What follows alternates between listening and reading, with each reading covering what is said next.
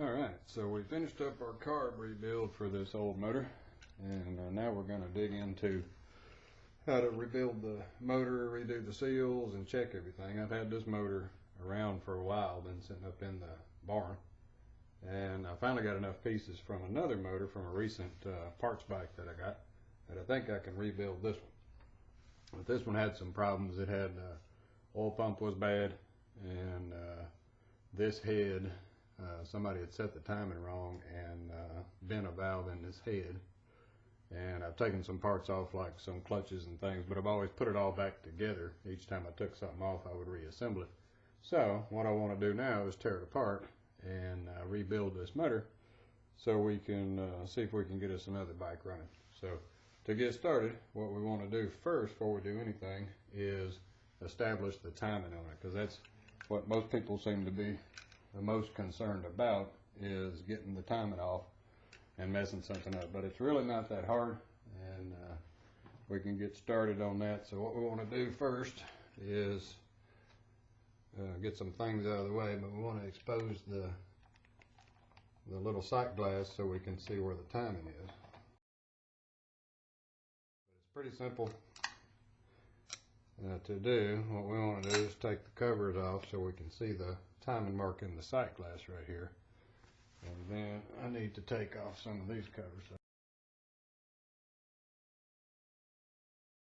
One thing to note, I don't know if you can see it in the video, but right here on the cylinders it tells you which cylinder is which. So this is cylinder 1. It's got a little 1 right there that tells that's cylinder 1. Over on the other side on cylinder 2, which is the front cylinder, it has a little 2.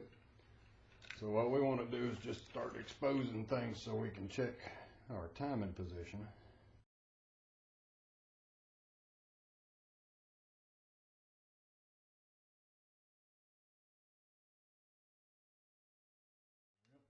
Now see, this one doesn't have anything on it, so there's a little bit difference in them. And so what I'm going to do is just mark them. So inside of here, I'm just going to mark it as the cylinder 1 and E for exhaust, and that way we can keep up with it. And this one's going to be cylinder 1 and I for intake. Because the name of the game when you're working on the motors is just always put it back together the way it was.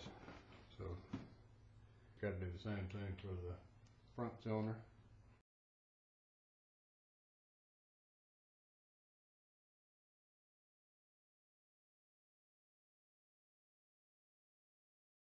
Now I've just got one more cover on the other side to take off to expose the front cylinders.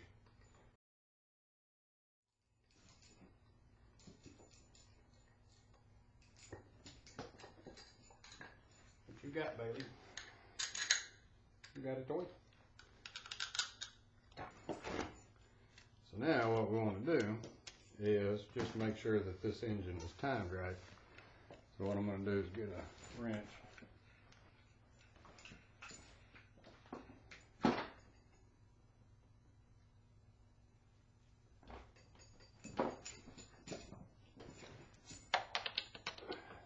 Alright.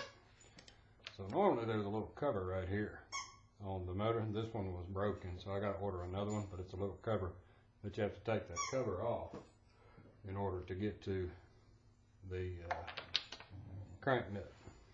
Okay, so what I want to do is inside the sight glass, and what I'll do is here I'll just make a video with my other camera because it can get closer, and so I'll put that in there. But what we want to do is for the cylinder 1, the rear cylinder, you're looking for a mark on there that says T, and so you want to line up that where it says T, and then line up here to where this is to the top. And what that's going to be is top dead center for the rear cylinder. The easy way to check is you can wiggle the valves, and there should be some play in them.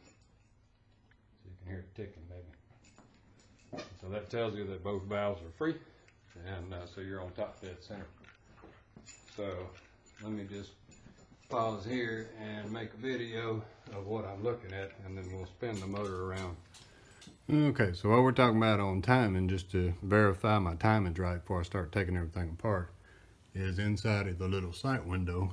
Maybe you can see that right there, there is a little metal arrow that comes down, and then these are the lines that are on the crank. So this is sitting on T right there. So if I turn the crank, let me back out. If I turn the crank, you can see that it moves. And so what you want to do is make sure that if you ever move it back up, there's a little arrow right here that tells you the rotation. And so what you want to do is just line it up until you get to the line right there. And then at that point where that's lined up on the little line beside the T, then up here on top, you should have the marker lined up to here. And then you can check your valves and make sure that they're loose. So that's top dead center for the rear cylinder. So everything's in time on this bike or this motor. And so what I want to do is spin it around and check the other side. So over here to get to the front cylinder, well, if we look at it right now, we're lined up on the T and this one's lined up. So if we go over here and look at this side of the motor, you can see that this dot is not on top. And so it's actually out of position, sitting down this way, a little bit to the left. It's not straight down. And so as I rotate over here, I'm going to bring it around. And I'm looking for a little line in that sight glass.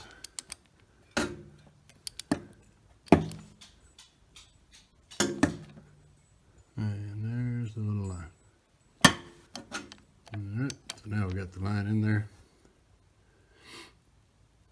There we go. So with the line in the window pointing at the marker, over here now, what we ought to have is the little dot lines up to here. So it's kind of, can't hardly see it with the camera, but they do line up. It's off just a little bit, but it's within 1 tooth, so I know it's right. But it should line up, the little dot should line up to that little mark right there. So that way you know the cylinders are in time. And in the same, then these ought to be loose. You can hear them tick. Okay, so that's how you check and make sure that your timing is right. And we'll switch back over to the other video and continue our disassembly process.